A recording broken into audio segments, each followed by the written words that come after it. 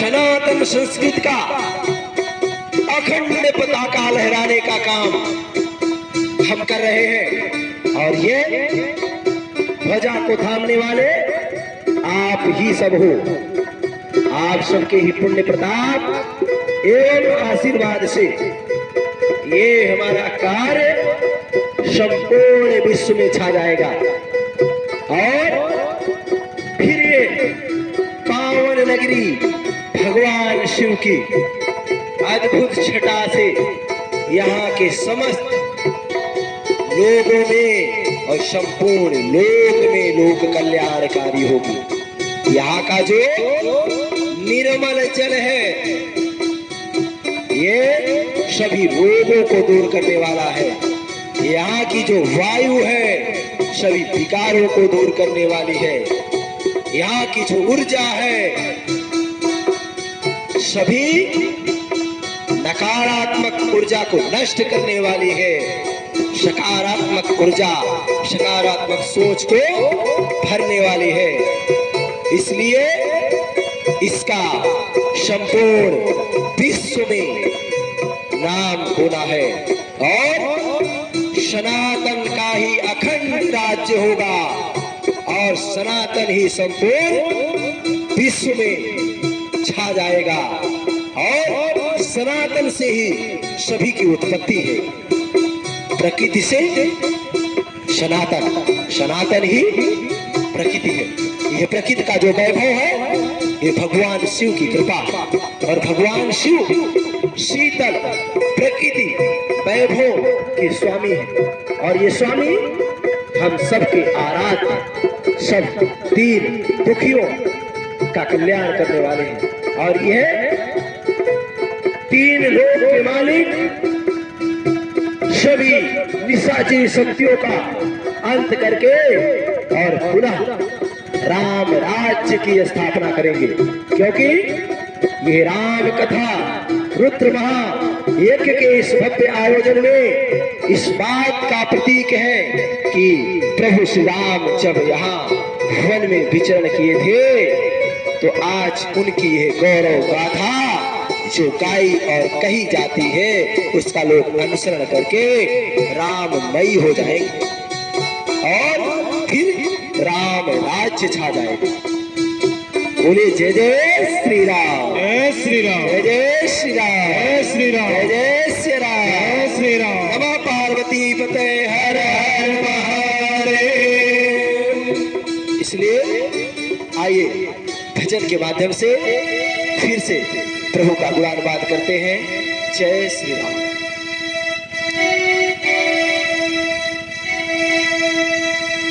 कोहिनूर का जलवा है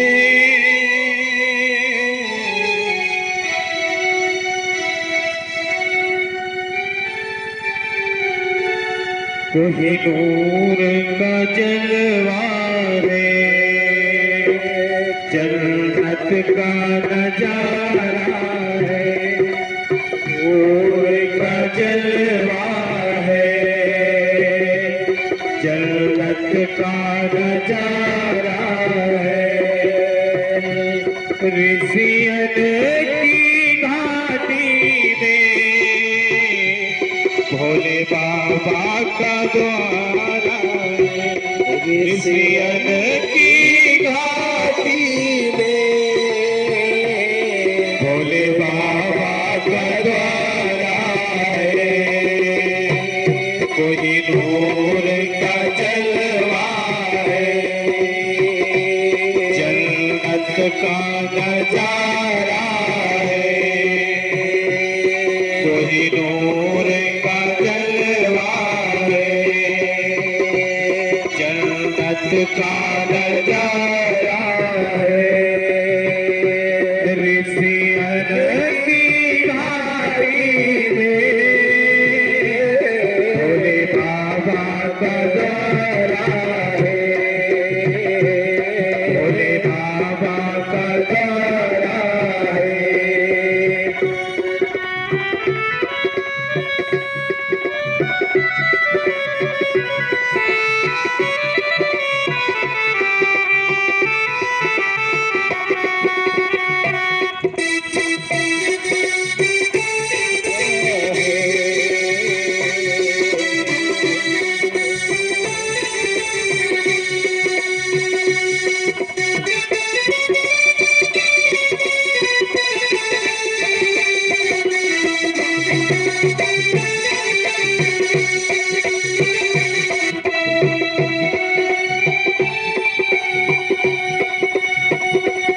हर ओर पहाड़ों ने डाला हुआ डेरा है। हर ओर पहाड़ों में डाला हुआ डेरा है। हर ओर पहाड़ों ने डाला हुआ डेरा है।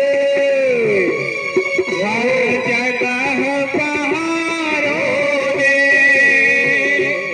फूलों को बिखेरा है।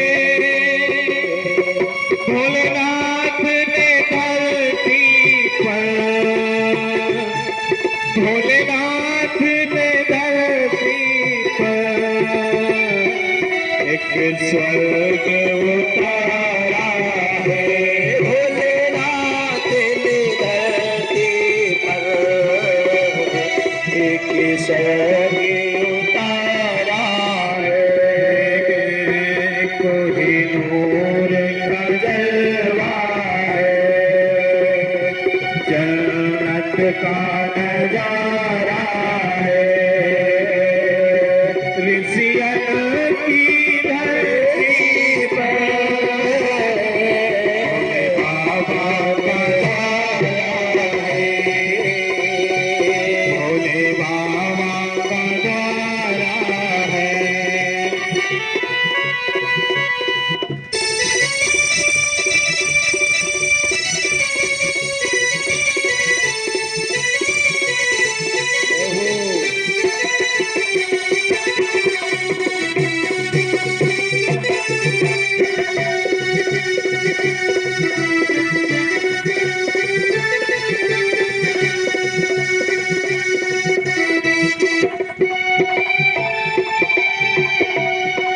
है केंद्र तपस्या का, तपस्या का ऋषियों की ये धरती है। ऋषियों की ये धरती है। इस धरती की कुदरत भी, इस धरती की कुदरत भी आराधना करती है। आराधना करती है। कोई पुण्य का सागर है, कोई पुण्य का सागर है। मुक्ति का द्वारा है। कोई नूर का जलवा है, कोई नूर का जलवा है। जन्नत का नजारा है। ऋषियन की धरती में भोले बाबा का द्वारा है। भोले बाबा का द्वारा है।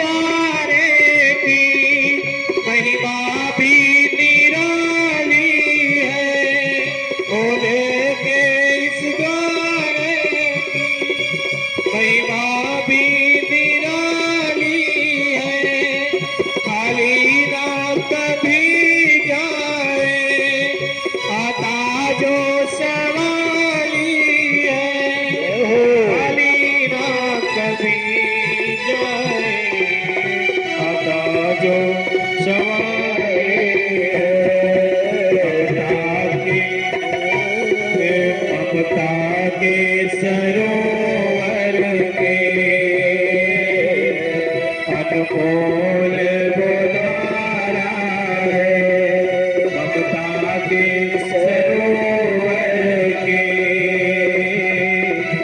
अनमोल बोधारा है जब ममता के सरोवर के अनमोल बोधारा है ऋषियन की घाटी में भोले बाबा नजारा है भोले बाबा का द्वारा है कोई नूर का जलवा है जगत का नजारा है ऋषियन की धरती पे भोले बाबा का द्वारा है भोले बाबा का द्वारा है बाबा नजारा है भोले बाबा नजारा है भोले बाबा नजारा है श्याम रामचंद्र के जय हो बापति महादेव के जय हो प्रिय सज्जनों सूर्य सोम में वायु व्योम में सलिल धार धरणी में तुम श्रुत कलल में पूर्ण पत्र में स्वर्ण यस्म अरणी में तुम शत्रु मित्र में सुख संघर्ष में अनल अतल सागर में तुम सब में सभी दिशा में छाए केवल ही सुख सागर तुम। ये प्रभु आप कण कण में व्याप्त हो। आप लोगों को मैं बताना चाहता हूं इस अपने कथा के माध्यम से कि जब आपके 4,32,000 वर्ष पूरा होता है तो कलयुग पूरा होता है और जब 8,64,000 वर्ष बीतता है तो त्रेता युग पूरा होता है और 12,96,000 द्वापर की अवधि है और सतयुग की अवधि 17,28,000 वर्ष का यानी कुल मिलाकर 43,20,000 वर्ष बीतते हैं तब एक चतुर्युगी बीतती है। ऐसी है 71 चतुर्युगी बीतती है। एक मनवंतर होता है तब ऐसे 14 मनवंतर जब बीतते हैं तो ब्रह्मा जी का एक दिन बीतता है। जब 14 मनवंतर बीतते हैं तो ब्रह्मा जी का एक दिन बीतता है और हमारे तुम्हारे 60 साल बीतते हैं तो देवताओं के 2 महीना खाली बीतते हैं। सोचिए मनुष्य की 60 वर्ष की जो अवधि है 60 वर्ष बाद बुढ़ापा आ जाता है ना तो जब हमारे 60 वर्ष बीतते हैं तो देवताओं के 2 महीने बीतते हैं। तुम्हारे 1 साल बीतते हैं तो देवताओं का 1 दिन बीतता।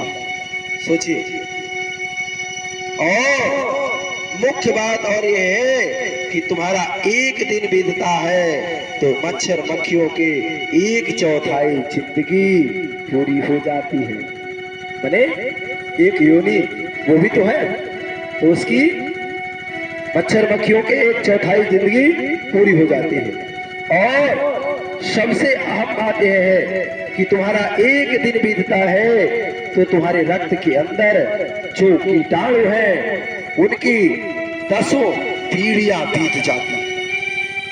सोचिए, हमारे रक्त के अंदर जो कीटाणु हैं उनकी 10 पीढ़ियां बीत जाती हैं और आगे गुरुदेव जो श्री भगवान जो हमारे विद्वानों द्वारा ग्रंथों में कहा गया है कि 18,000 श्लोक और 12 स्कंद हैं श्रीमद् भागवत में। श्रीमद् भागवत का श्रवण, श्री हरि के भजन का श्रवण यदि हृदय में आकर विराजमान हो जाते हैं तो चियरा तुम्हें जय हो हम जानी, राज करते राजा जय, रूप धरते रानी, राज समान सभासद जय है सब अभिमानी। जो अभिमानी है ना, बहुत गुमान में पड़े हैं कि वहां तो गांव का फलनवा है, वो कथा कह रहा है, वो हम क्या जाए, वो भी सब बहुत दिन के लिए नहीं है, सब जाएंगे। लेकिन जो भगवान से मिल करके भजन गा करके उनका सत्संग करके जाता है, उसके जाने और उनके जाने में अंतर होता है। वेद पढ़ते पंडित जय है और कथा सुनते ध्यानी, और जोग करते जोगी जय है, ज्ञान रहते ज्ञानी, चंदा जय है सूरज जय है पवन और पानी, मन और बुद्धि दोनों जय है सकल प्राणी, जोगी जय है जंगम जय है जन धन मानी, कहे कबीर हरि जन ना जय है, जिनकी मति ठहरानी। कितनी सुंदर बात है समझने के लिए। इसलिए सत्संग से बड़ा जीवन को सफल बनाने का दूसरा कोई साधन नहीं बताया गया। हमारे वैज्ञानिकों ने अपने प्रयोगों के द्वारा यहां तक साबित कर दिया है कि एक अमेरिका के वैज्ञानिक विलियम मेडगल ने आत्मा के वजन को 30 ग्राम बताया। हमारा कहने का मतलब ये है कि जब तक मानव वैज्ञानिक के रूप में आत्मा की वजन का खोज कर सकता है, तो हम क्या उस अपने अंदर में बैठे हुए आत्मा को क्यों ना पाले या खोज ले, कि जहां स्वयं के अंदर परमात्मा बैठा है। हम भी तो वैज्ञानिक हैं, तो हमें आपको भी तो जानने की जरूरत है, कुछ खोजने की। वो खोज करता वैज्ञानिक ने खोज किया और जाना, और अंत में संपूर्ण सृष्टि को ईश्वर के द्वारा रचित विधान ही माना। वैज्ञानिक भी ईश्वर को स्वीकार करते हैं और मानते हैं, भगवान की ही पूजा करके और तब आगे कोई कार्य आरंभ करते हैं। तुलसी पिछले पाप से हरि चरण सुहाए, जैसे डवर के अंश से भूख विदा हो जाए। इसलिए भक्तजनों, सब कुछ मालिक का है ऐसा समझना चाहिए, सब कुछ ईश्वर का है ऐसा समझना चाहिए। निरंतर ही भगवान की पूर्ण कृपा मानते रहना चाहिए, क्योंकि समय बहुत कम है और समय का मूल्य जान लेने पर सफलता में विलंब नहीं है, क्योंकि परमात्मा की प्राप्ति में भाव की प्रधानता है नहीं। अतएव परमात्मा के संग से योग होता है, संसार के संग से भोग होता है, क्योंकि भोगी व्यक्ति रोगी होता है, दुखी होता है, दुर्गति में जाता है। भगवान के सिवाय कोई मेरा नहीं है, यही असली भक्ति समझना चाहिए। क्योंकि ईश्वर के सिवा और कौन है किसका। अंत समय में सब छूट जाना है, इसलिए जो खजाना साथ जाना है वो क्या है, ईश्वर का संग और उसी का सत्संग। इसलिए हमें ये मान लेना चाहिए और मौन से बढ़कर कोई, भजन से बढ़कर के कोई कुछ भी कहे, आपको कितना भी कहे कि ये तो बावला है, मीरा को भी बावला कहा गया है, लेकिन कृष्ण की भक्ति पाई। ऐसे अनेकों लोग जिनकी जग ने हंसी उड़ाई, तो उधर ध्यान मत दीजिए, आप मौन हो जाइए और भगवान भक्ति में लीन रहिए। आप कुछ नहीं कोई बिगाड़ सकता आपका। प्रेम वीराने को गुलिस्तान बना देता है, प्रेम पश्चिम को पहचान बना देता है। प्रेम वीराने को गुलिस्तान बना देता है, प्रेम परिचय को पहचान बना देता है। मैं आप बीती बताता हूँ औरों की नहीं, प्रेम इंसान को भगवान बना देता है। आज दूर दूर के लोग, कई जनपदों के लोग आकर के मिलते हैं और इतना सम्मान देते हैं एक मुझसे से तुच्छ प्राणी को। तो क्या है ये प्रेम, आस्था और लगन, विश्वास, संघर्ष, ईश्वर के प्रति निष्ठा, यही इंसान को भी भगवान बना देता है। इसलिए जगत में स्वार्थ का व्यवहार, जगत में स्वार्थ का व्यवहार, जगत में स्वार्थ का व्यवहार, बिना स्वार्थ कोई मुँह ना बोले, बिना स्वार्थ कोई मुँह से ना बोले। जगत में स्वार्थ का व्यवहार, जगत में स्वार्थ का व्यवहार, जगत में स्वार्थ का व्यवहार, जगत में स्वार्थ का व्यवहार। बिन स्वार्थ कोई मुँह से न बोले, बिन स्वार्थ कोई मुँह से न बोले। को विचार, जगत में स्वार्थ का व्यवहार, जगत में स्वार्थ का व्यवहार, जगत में स्वार्थ का व्यवहार, जगत में स्वार्थ का व्यवहार। मनुष्यों का जो व्यवहार है, जो मनुष्यों का व्यवहार है वो स्वार्थ का है, हमारा आपका स्वार्थ का व्यवहार है। लेकिन वो परमेश्वर जो है परमपिता, उससे का व्यवहार निस्वार्थ है। उसके प्रति अगर हम निस्वार्थ भाव से भक्ति रखते हैं तो हमारे सकल मनोरथ भी सिद्ध होते हैं और भगवान के रूप में भी हम पूजे जाते हैं। इसलिए प्रिय सज्जनों, धन की दौड़ आदमी की है जिसे भीतर बैठे परमात्मा का पता नहीं। जो धनी हो गया उसे तो मिल गया धन, उस परम धन को पाकर फिर कोई धन की पहचान नहीं कर पाता।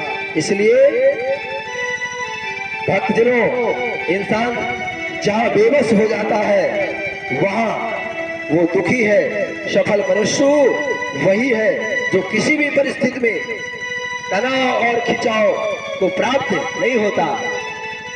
आज तक हमने कभी तनाव और खिंचाव अपने जीवन काल में महसूस ही नहीं किया।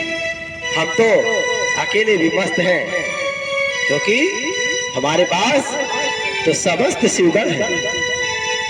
हम अकेले इसलिए मस्त हैं क्योंकि यहाँ तो सारे देवता विराजे हुए अलमस्त हैं।